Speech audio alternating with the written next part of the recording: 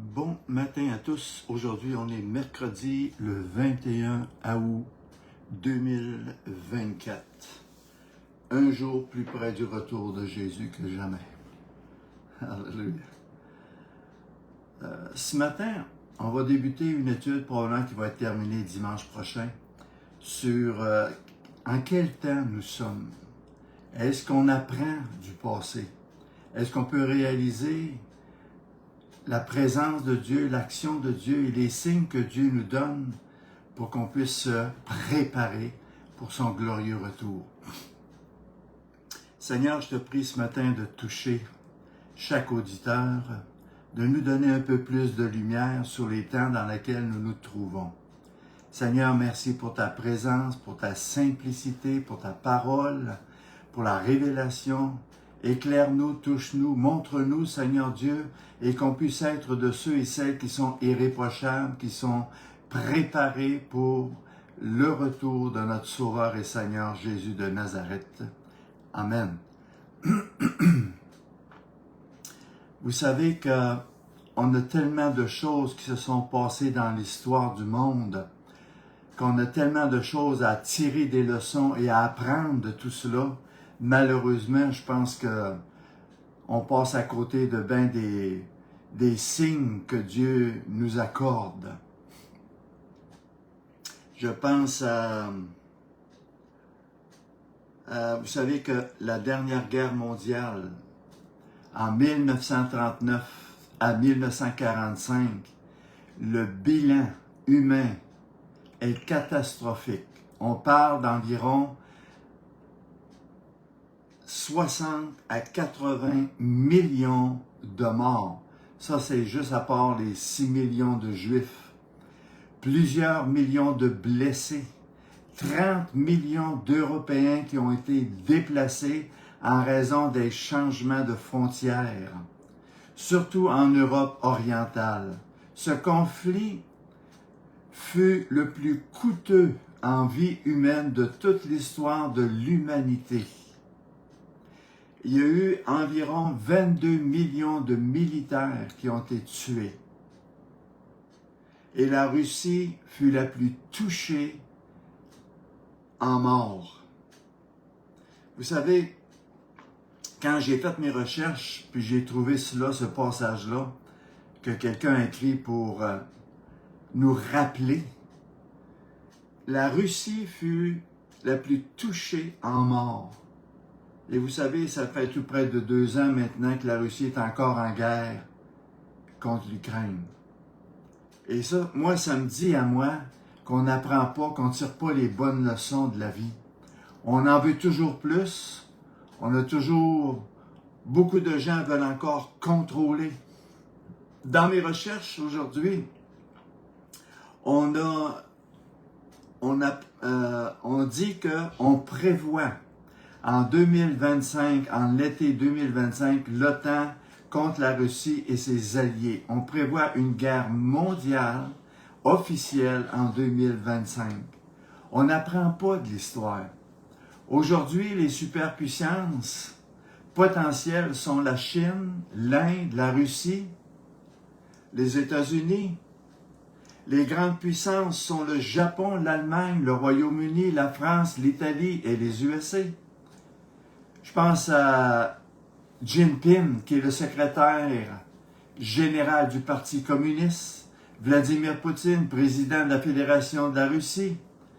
Et quand j'ai fait ces recherches-là, on mentionnait comme quoi que Donald Trump, président des États-Unis en 2022, il y avait aussi Angela Merkel, qui était chancelière de l'Allemagne.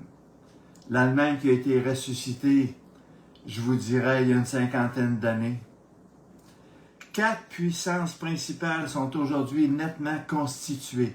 Les États, le capitalisme, les religions et la science. Ça a été écrit en novembre 2014. On mentionne aussi en 2021, juste un exemple, Barack Obama conserve sa position d'homme le plus puissant, le plus admiré au monde après avoir détrôné Bill Gates l'année dernière. Et quand j'ai lu cela, Ça me ramenait à Nabuchodonosor, qui était le roi de Babylone, qui conquérait le monde entier à cette époque-là, bien avant Jésus. Mais pourtant, Dieu a pris Nabuchodonosor, puis l'a envoyé dans le champ, comme un âne sauvage, manger, brouter de l'herbe, afin qu'il puisse apprendre que l'homme ne vit pas de pain seulement, mais de toute parole qui vient de la parole de Dieu. On doit apprendre à se tourner vers Dieu, et quand on n'apprend pas à se tourner vers Dieu, Dieu va utiliser des situations, des événements extrêmes pour que l'homme puisse apprendre à se tourner vers Dieu. Et si l'homme ne se tourne pas vers Dieu, eh bien, malheureusement, il va en subir les conséquences. Connaissez-vous l'homme le plus puissant de la planète? Et pourtant, son nom ne va rien vous dire probablement. Il s'appelle Sundar Pichai. C'est un Ukrainien qui demeure à Paris. Voyez-vous, une des plus grandes ruses de Satan a toujours été de se cacher, d'utiliser son armée spirituelle de démons, de puissance, de séduction, de mensonges, pour tromper, pour manipuler les gens, afin de les amener sous son contrôle ou sous sa domination, afin de les détourner de l'Évangile, de la parole de Christ et du retour de Jésus-Christ. Parce que Jésus a déclaré, sans moi, vous ne pouvez absolument rien faire. Frères et sœurs, on a vraiment besoin d'apprendre du passé, d'apprendre des mouvements mondiaux, d'apprendre des erreurs du monde. Le Christ y est placé au-dessus de toute autorité, que ce soit dans Colossiens, que ce soit dans les Éphésiens.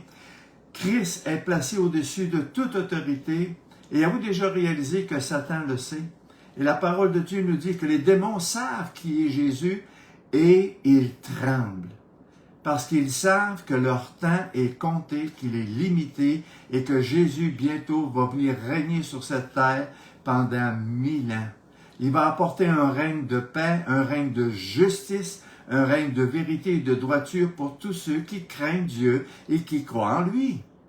Le Christ est placé au-dessus de toute autorité, de tout pouvoir, de toute puissance, de toute domination et de tout titre qu'on puisse être cité, non seulement dans le monde ici, mais aussi dans le monde à venir. Et pour l'éternité, Jésus-Christ va régner et démontrer sa gloire, sa justice, sa sainteté, sa richesse et sa toute puissance sur tout peuple, sur toute nation, sur toute création qui a été créée par Dieu et pour la gloire de Dieu.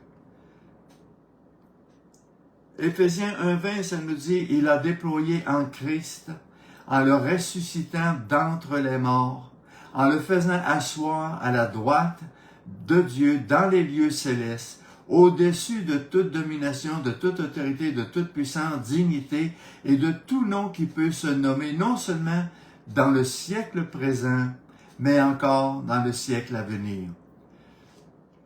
Savez-vous que le christianisme est la religion la plus pratiquée, connue dans le monde entier, avec 2,5 milliards de croyants. 2,5 milliards d'êtres humains sur 8,200 millions d'êtres humains sur la terre connaissent, entendent parler et s'approchent de Jésus. Ça ne veut pas dire qu'ils sont tous sauvés, mais ça veut dire qu'ils ont une certaine connaissance de qui est Jésus-Christ, de ce qu'il a accompli, qu'il est mort, qu'il est ressuscité, qu'il a versé son sang, et que par lui seul nous pouvons être sauvés, délivrés, justifiés, sanctifiés pour le glorifier.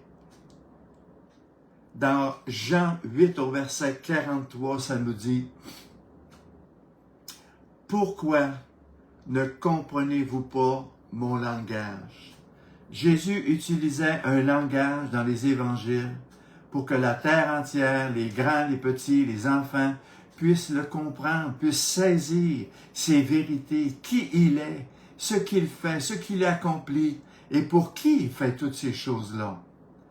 Pourquoi ne comprenez-vous pas mon langage?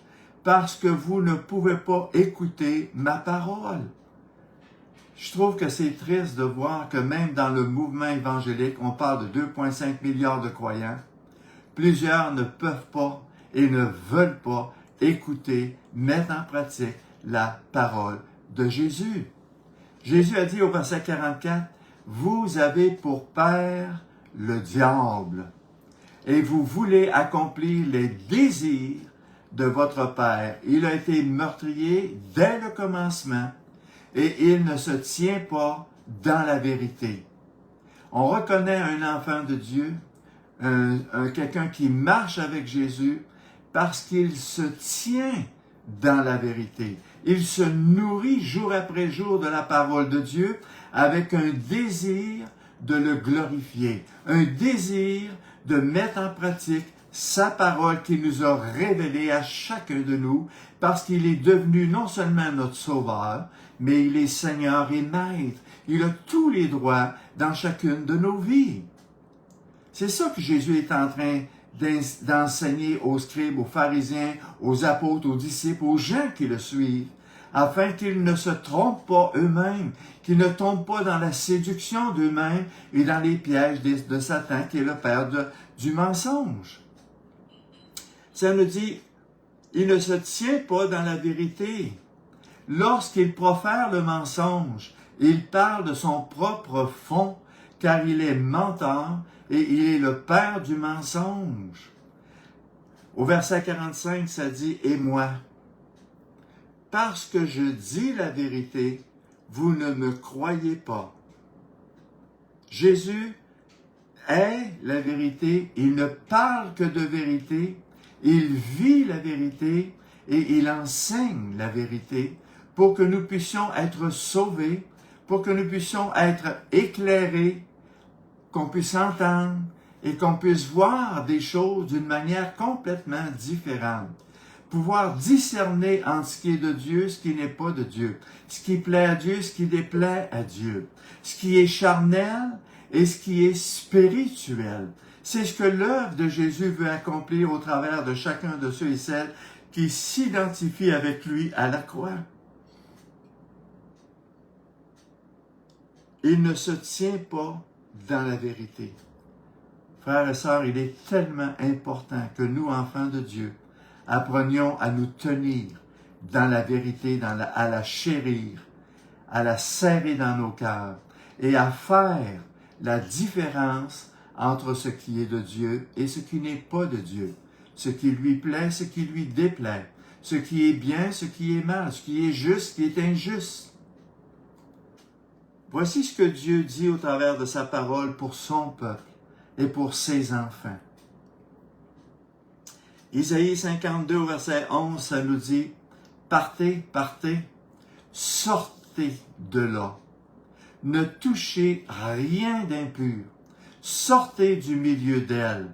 Purifiez-vous, vous qui portez les vases de l'Éternel. » Voyez-vous, lorsqu'on est de nouveau, nous devenons des sacrificateurs, des prêtres, pour servir le temple de Dieu, pour servir dans le lieu très saint, pour servir dans la révélation de Dieu et amener au trône de la grâce de Dieu des offrandes, des prières, des sacrifices, afin que Dieu puisse agir et intervenir dans notre monde qui est sous la domination satanique, qui est sous le père du mensonge, qui est sous le meurtrier de ce monde, qui est en train d'orchestrer présentement une guerre mondiale dans le but de détruire le plus d'États, de monde, de gens, pauvres, riches, petits ou grands, croyants ou pas croyants, peu importe.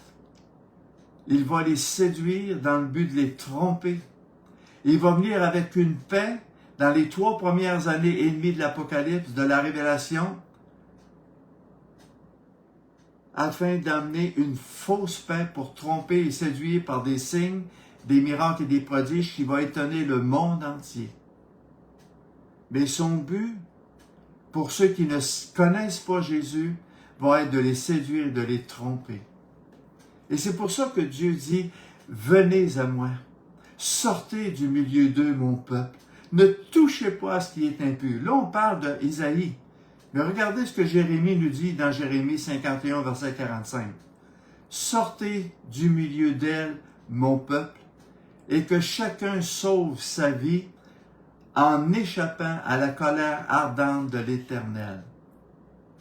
Et vous savez qu'en l'an 70, les Juifs, les apôtres, les disciples étaient venus voir Jésus étant fiers du temple qui avait pris de 43 à 46 ans à reconstruire à Jérusalem. Et Jésus leur a dit, vous voyez tout ce temple-là, toute cette richesse-là, toute cette gloire-là, il ne restera pas pierre sur pierre. Et environ 40 ans après que Jésus ait dit cela, en l'an 70, le temple de Jérusalem a été complètement détruit. Pourquoi est-ce qu'on devrait, quelle leçon qu'on devrait tirer de cela? Jésus a prédit dans les temps que nous sommes présentement, des temps de bouleversement mondial, de famine mondiale, d'événements mondiaux, de tsunamis, de tremblements de terre, de séismes, d'astéroïdes, de maladies, de toutes sortes. Et Jésus a dit, quand vous verrez ces choses-là arriver, levez la tête, je reviens bientôt. Je viens établir mon règne, ma justice, ma gloire. Sortez du milieu d'elle, mon peuple. Mais de quoi? De qui Dieu veut que je sorte? De la pensée du monde, de la façon de faire du monde et des croyances du monde pour venir à la nourriture de la parole de Dieu. Pour venir apprendre à discerner ce qui est de Dieu, ce qui n'est pas de Dieu, ce qui plaît à Dieu, ce qui déplaît à Dieu et de le mettre en pratique. David disait, mon âme bénit l'Éternel et n'oublie aucun de ses bienfaits. Job disait,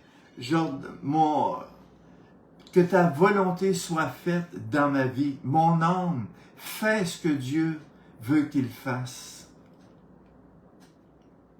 Je pense à Daniel 3, verset 26.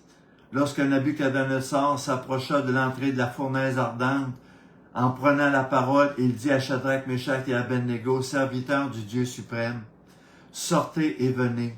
Shadrach, Meshach et Abednego sortirent du milieu du feu. Le feu n'a pas touché leur corps physique ni leur linge, parce que Jésus était au milieu d'eux dans cette fournaise-là. Frères et sœurs, on rentre de plus en plus dans une fournaise de la colère de Dieu, parce que les hommes ont préféré les ténèbres à la lumière. Et pour être protégés du feu de la colère de Dieu, des jugements de Dieu qui vont venir sur cette terre, frères et sœurs, on a besoin d'être en relation personnelle avec Jésus de Nazareth. Ne le négligez pas. Adorez-le, connaissez-le, servez-le, approchez-vous de lui, pierre vivante, nous dit la parole de Dieu. Dans 2 Corinthiens 6, au verset 17, encore là, dans le Nouveau Testament, Jésus répète les mêmes enseignements qu'il a donnés à tout Israël depuis Adam jusqu'à Jésus. Et il dit, c'est pourquoi. Sortez du milieu d'eux, séparez-vous, dit le Seigneur. Ne touchez pas à ce qui est impur et je vous accueillerai. Vous savez, on ne peut pas servir Dieu et Mammon. On ne peut pas aimer Dieu et Satan. C'est un ou l'autre. C'est la lumière ou les ténèbres. La vérité ou le mensonge. La droiture ou la séduction. Nous devons choisir qui nous voulons servir, frères et sœurs, avant que les temps de la fin puissent venir sur chacun de nous. Dans Apocalypse 18, au verset 4, ça nous dit, « Et j'entendis du ciel une autre voix qui disait, « Sortez du milieu d'elle, mon peuple, afin de ne pas participer à ses péchés et que vous n'ayez point part à ses fléaux. » Dans la fin de l'Apocalypse, Jésus révèle une vérité extraordinaire. pour tous les peuples, pour son peuple, pour ceux qui croient en lui et qui viennent à lui. Et il leur dit ouvertement, sortez parce que mes fléaux s'en viennent. Des fléaux de jugement, des fléaux de colère qui vont tomber sur le monde, sur les nations entières, parce que les hommes ne se sont pas souciés de sortir, de s'identifier et de marcher main dans la main avec Jésus de Nazareth.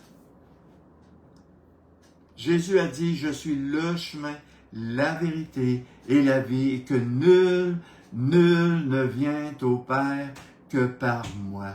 On a tellement besoin de s'approcher de lui. On a tellement besoin de croire en lui. Vous savez que les 2,5 milliards de supposément chrétiens savent ces choses-là. Mais ça ne veut pas dire qu'ils viennent à Dieu. On peut savoir que Jésus est mort et ressuscité. On peut savoir que Jésus a été crucifié sur la croix.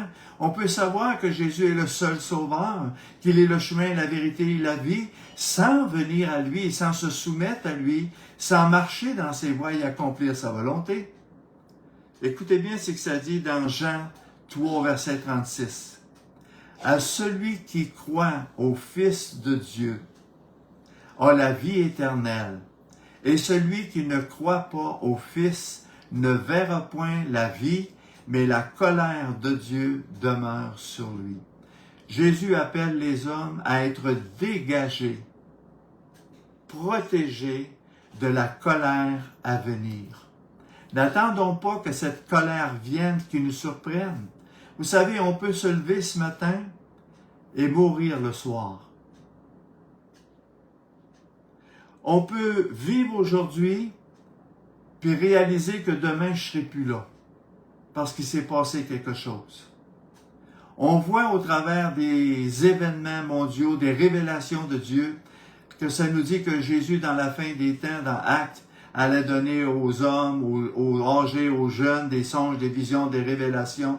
Et combien de centaines, voire de milliers de révélations qui nous ont été révélées annonce des temps difficiles, annonce le retour du Seigneur, annonce le fait de se préparer, de se séparer, de se consacrer, de se sanctifier, parce que Jésus revient au son de la trompette, à la voix d'un archange, les morts en Christ et nous qui sommes vivants, nous allons être ensemble réunis à la rencontre du Seigneur dans les airs. Mais vous savez, on sait toutes ces choses-là, mais c'est pas parce qu'on sait les choses qu'on les vit ou qu'on les met en pratique. Celui qui croit au Fils a la vie éternelle. Le mot « croire » ici veut dire s'engager, veut dire mettre en pratique, veut dire se nourrir, veut dire marcher avec lui, en lui et par lui. Dans Zacharie 10, au verset 3, ça nous dit « Ma colère est enflammée contre les pasteurs. » Et ça, je me souviens, je l'avais déjà étudié, je l'avais déjà lu. Et ça m'a toujours apporté à moi, personnellement en tant que pasteur, une crainte. Une crainte de prêcher la parole de Dieu avec vérité, avec droiture, avec humilité, dans le but d'enseigner pas ce qui plaît aux hommes, mais d'enseigner ce qui est la vérité pleine et entière, de réprimander, de corriger, d'amener les gens dans la sainteté, dans la crainte de Dieu, dans la sanctification, de les détourner des pièges, des ruses et des attaques et des mensonges et des séductions de Satan et du monde. La parole de Dieu nous dit, approchez-vous de lui et il s'approchera de vous. Mais c'est mon rôle de nous approcher de Dieu et d'enseigner la vérité aux gens. Et vous savez, dans une certaine mesure, quand les gens sont frustrés après moi parce que je prêche la parole de Dieu, ça m'attriste. Mais d'un autre côté, ça me démontre que la parole de Dieu, elle est une épée tranchante, qu'elle amène les gens à prendre des décisions, de les mettre en pratique ou de ne pas les mettre en pratique, de mettre en lumière ce qui doit être mis en lumière ou de cacher ce que je veux bien cacher puis garder dans ma vie qui va me nuire plus tard. permettons à Dieu, à Christ, à sa parole, de nous purifier, de nous sanctifier, de nous séparer de la chair, du monde, des plaisirs, et de venir dans la crainte de Dieu, dans l'obéissance, dans l'humilité, dans une recherche sincère de s'approcher de lui, qui est le chemin, la vérité et la vie éternelle. Ma colère est enflammée contre les pasteurs. Pourquoi? Parce que beaucoup de pasteurs aujourd'hui cherchent leur propre intérêt.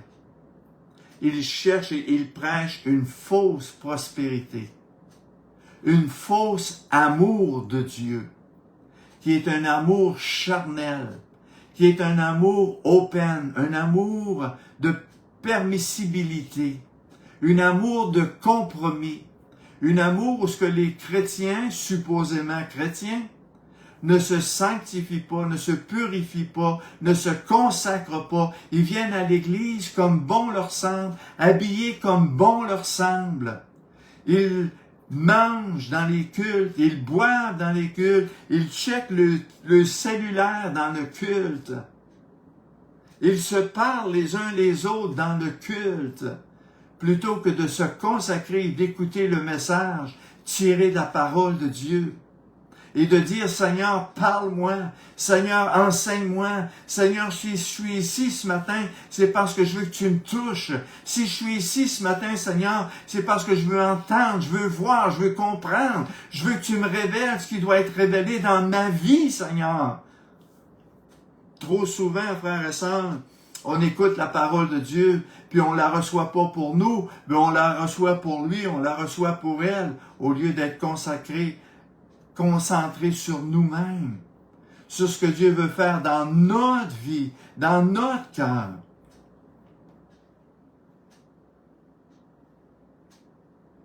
Ma colère est enflammée contre les pasteurs. Vous savez, je pense à Jésus lorsque je lis le mot colère. Et une des seules fois dans les évangiles où on voit Jésus en colère, c'est quand Jésus rentre à Jérusalem sur le dos d'un âne et il débarque. Il se fait un fouet et il se met à renverser les tables des vendeurs. Il se met à fouetter les gens qui traitent la maison de Dieu comme une caverne de voleurs. C'est ça, cette colère de Dieu. La colère de Jésus, c'est une colère où tous ceux qui vont vouloir mépriser la parole de Dieu, tous ceux qui vont enseigner la fausseté, tous ceux qui ne se tiendront pas enracinés sur la vérité de la parole de Dieu, amènent sur eux la colère, non seulement sur eux, sur les pasteurs, mais sur ceux qui les écoutent. Parce qu'ils acceptent le compromis. Ils acceptent la négligence, la facilité, plutôt que de se consacrer, de se sanctifier, et même d'aller reprendre les pasteurs pour leur dire, c'est pas biblique ce que tu fais, c'est pas biblique ce que tu enseignes, c'est pas biblique la manière que cette église-là est gérée.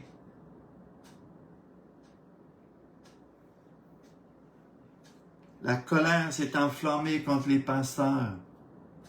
Savez-vous que le jugement de Dieu va toujours commencer par son Église?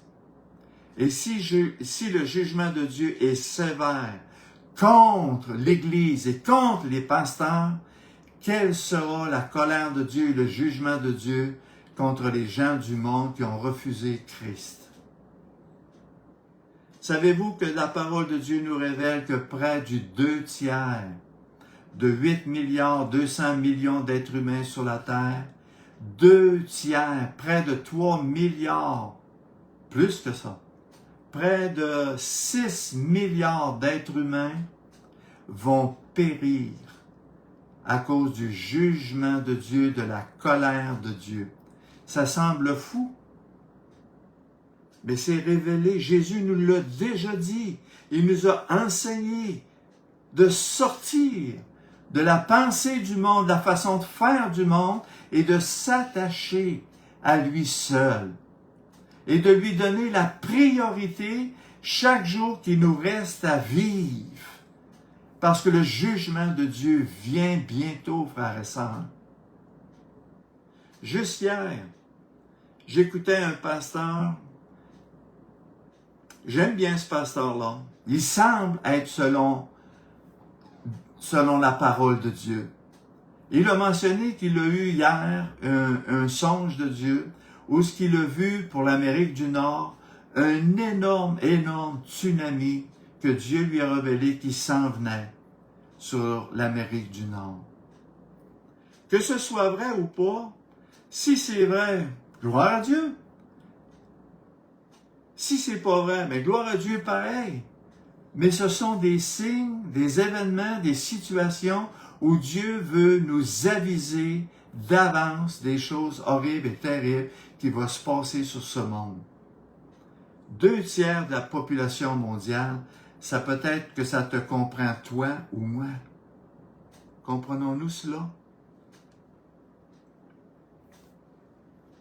Dans Matthieu 3, verset 7, ça nous dit « Mais voyant à venir à son baptême, et c'est Jean-Baptiste qui est en train de baptiser des scribes, des pharisiens, des sadducéens, des gens du monde, voyant venir à son baptême beaucoup de pharisiens et de sadducéens. » Ce sont des docteurs de la parole de Dieu, juifs. Il leur dit, ces gens-là viennent se faire baptiser, un baptême de repentance, et parce qu'ils viennent à Jean pour se faire baptiser dans l'eau, regardez ce que Jean leur dit. Race de vipères, qui vous a appris à fuir la colère à venir?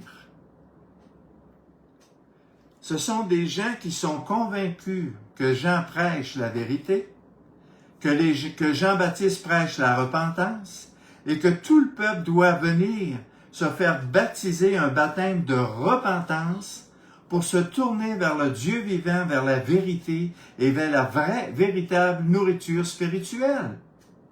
Et Jean leur dit, vous êtes des vipères, vous êtes des séducteurs, vous êtes des trompeurs. Non seulement vous trompez le monde, vous séduisez le monde, vous mentez au monde, vous ne mettez pas en pratique la parole de Dieu, mais vous osez venir vous faire baptiser un baptême de repentance, mais vous ne faites pas ça parce que vous craignez Dieu, vous faites ça parce que vous avez peur.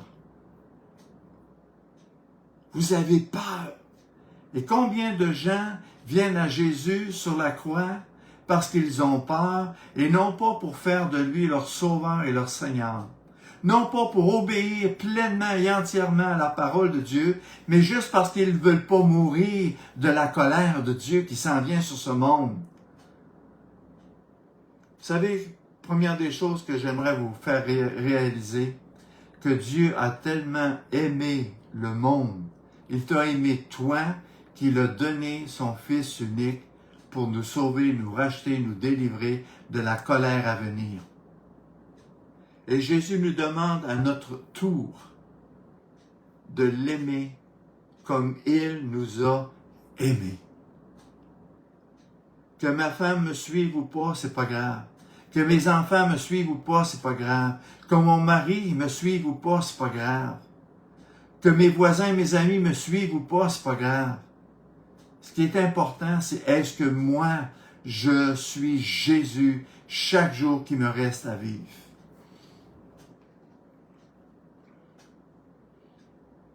Race de vipères, qui vous a appris à fuir la colère à venir?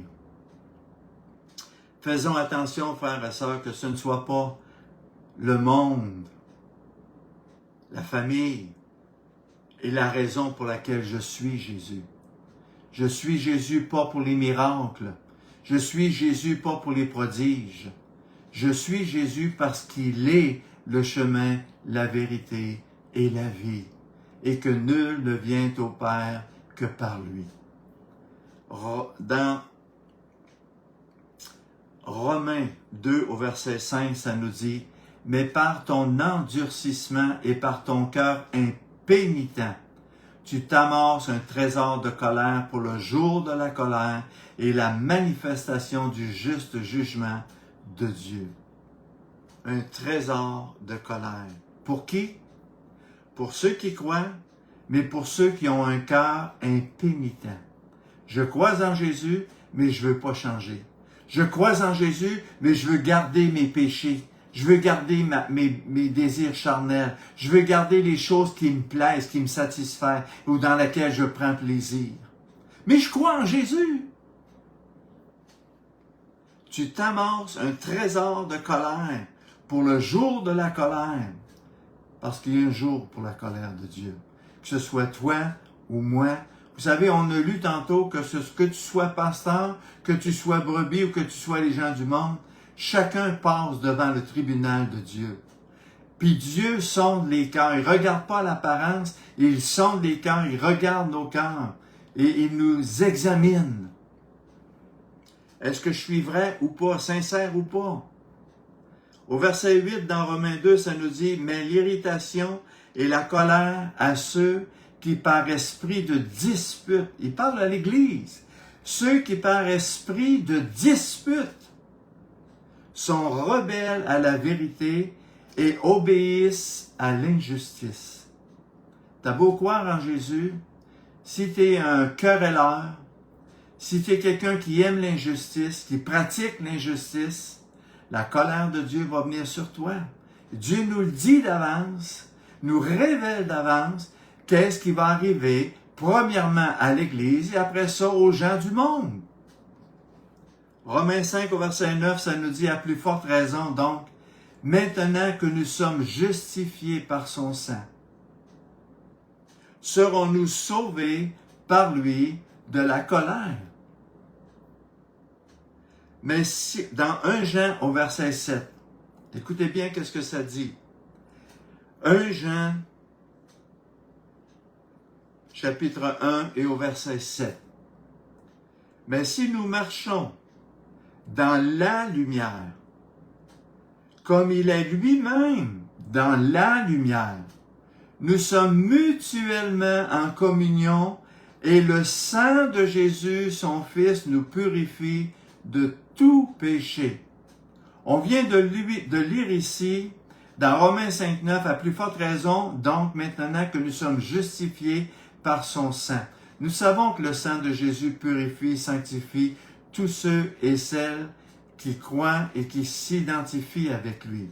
Ceux qui croient seulement que le sang de Jésus purifie, sauve, sanctifie, ne seront pas sanctifiés ou justifiés par son sang.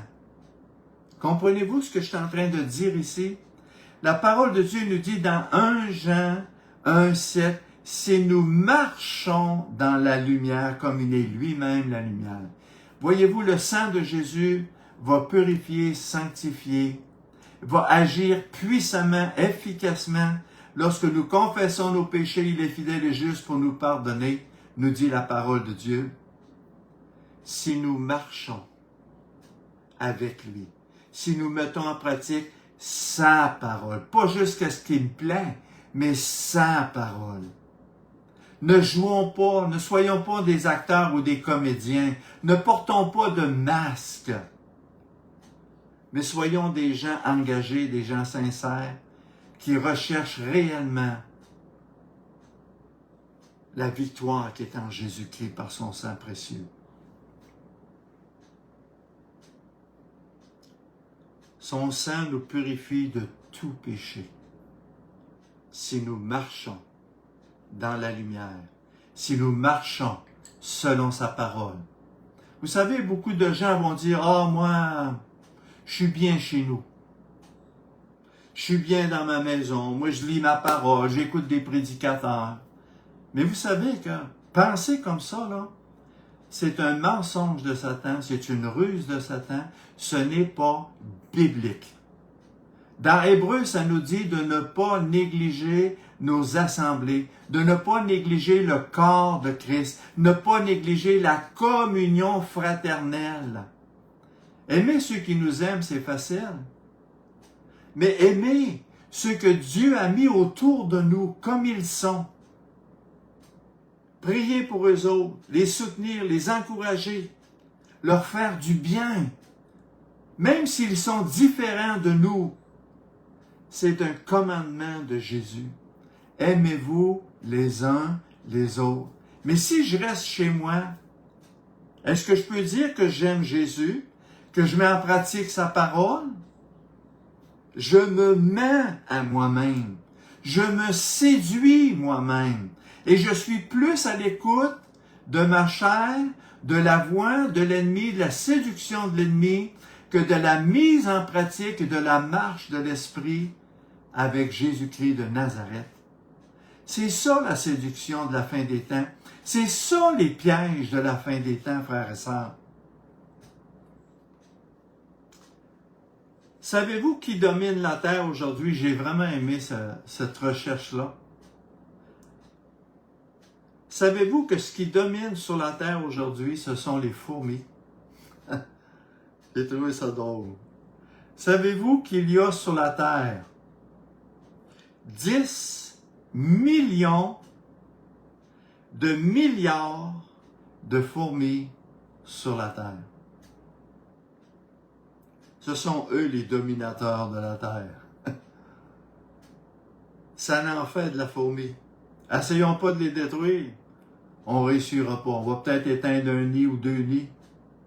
Vous savez, chaque printemps ou chaque été, quand l'été commence, je m'aperçois que du nombre de fourmis qu'il y a sur mon terrain, c'est phénoménal.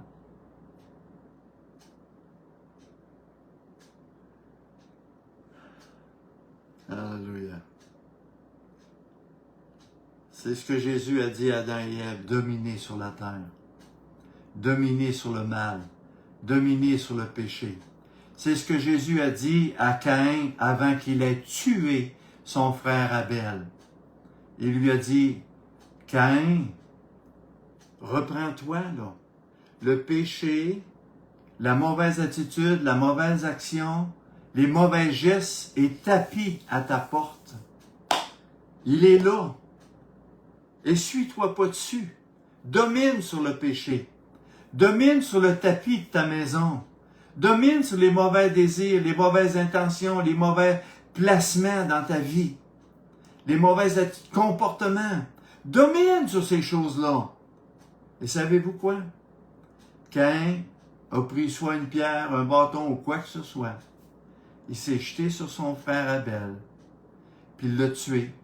Parce que ses œuvres étaient agréées de Dieu et non pas les siennes.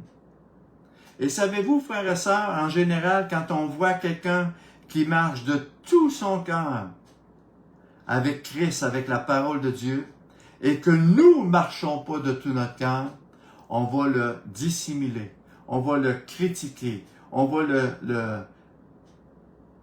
le descendre, on va parler contre, on va trouver des aspects de sa vie qui dérangent. Plutôt que de prier pour lui, plutôt que de prendre comme exemple ou comme modèle et de marcher avec lui, main dans la main, dans la crainte de Dieu, dans l'obéissance à Christ. Alléluia.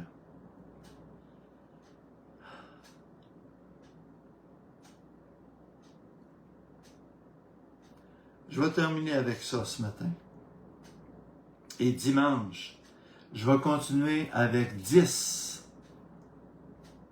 signes qui sont devant nous, que Jésus nous met en lumière pour qu'on puisse réaliser dans quel temps nous sommes et qu'on puisse se purifier, se sanctifier, se consacrer et de s'approcher de tout notre cœur et de mettre en pratique toute la parole de Dieu, non pas seulement ce qui me plaît, mais ce qui plaît à Christ. Seigneur, je veux te remercier pour cette introduction, afin de fuir la colère à venir qui s'en vient. Peut-être elle va être aujourd'hui, peut-être qu'elle va décoller demain, peu importe, on ne le sait pas, Seigneur. Mais tu as mis des signes devant nous, afin que nous puissions discerner, apprendre à se préparer pour le jugement de l'Église et le jugement de ce monde. Seigneur, je veux te remercier pour chaque auditeur. Puisse ta parole nous amener la crainte de Dieu. Puisse ta parole, ô Dieu, être une épée à deux tranchants.